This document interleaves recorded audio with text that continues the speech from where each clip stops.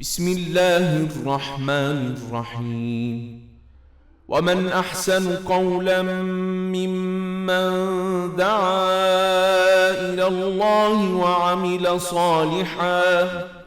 وعمل صالحا وقال إنني من المسلمين. ولا تستوي الحسنة ولا السيئة، ادفع بالتي هي أحسن، فإذا الذي بينك وبينه عداوة كأنه ولي حميم.